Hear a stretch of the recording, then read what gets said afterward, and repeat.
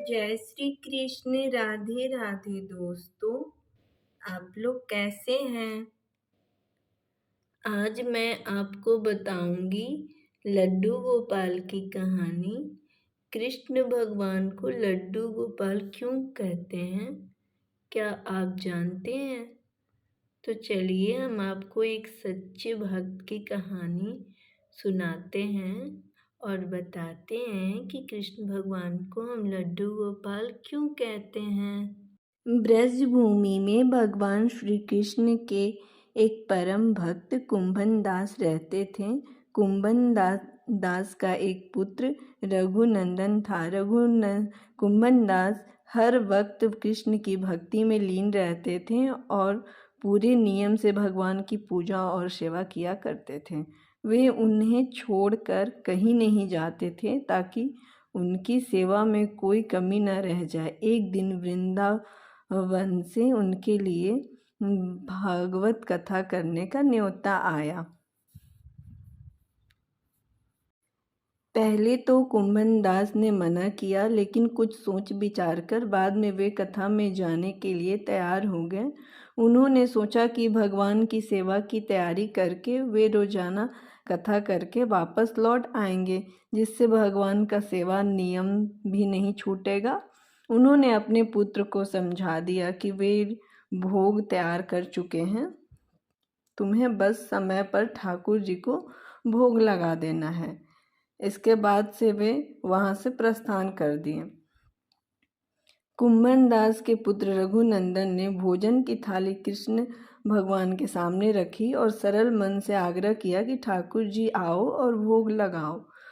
उसके बाल मन में एक छवि थी कि वे आकर अपने हाथों से भोजन करेंगे, जैसे हम सभी करते हैं। तो उसने बार बार आग्रह किया, लेकिन भोजन करने भगवान नहीं आए। फिर वो रोने लगे। उन्होंने बार बार आग्रह करने के बाद वो विनती करने लगे और रोते हुए बोलने लगे कि हे कृष्ण, आप आइए और भोजन ग्रहण कीजिए।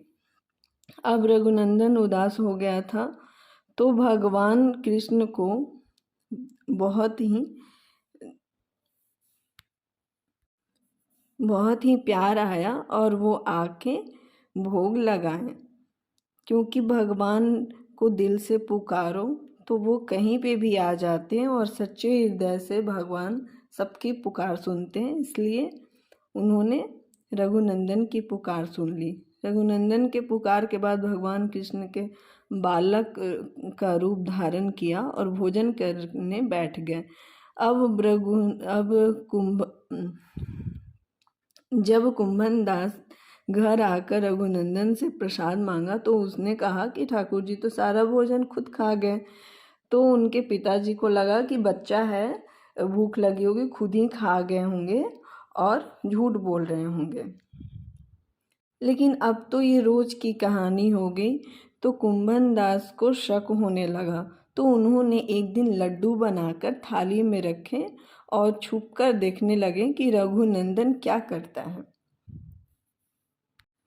रघुनंदन ने रोज की तरह भगवान कृष्ण को पुकारा तो वे बालक के रूप में आकर और लड्डू खाने लगे। यह देखकर कुंभन दास दौड़ते हुए आए और प्रभु के चरणों में गिरकर विनती करने लगे। उस समय कृष्ण को एक हाथ में लड्डू और दूसरे हाथ वाला लड्डू मुख में जाने को ही था कि वे एकदम मूर्ति हो गए। उसके बाद से ही उनकी इसी रूप में पूजा की जाती है और वे लड्डू गोपाल कहलाए जाने लगे। तो दोस्तों, आप लोगों ने ये कहानी सुनी होगी, और अगर नहीं सुनी होगी तो अपने आसपास के लोगों को ज़रूर सुनाएं, क्योंकि ये कहानी एक सच्चे भक्त की कहानी है, जिसकी वजह से हमारे कृष्ण भगवान को बाल रूप में लड्डू गोपाल कहा जाता है। तो आपको अब पता चल गया होगा कि हमारे कृष्ण भगवान का नाम लड्डू गोपाल क्यों पड़ा था।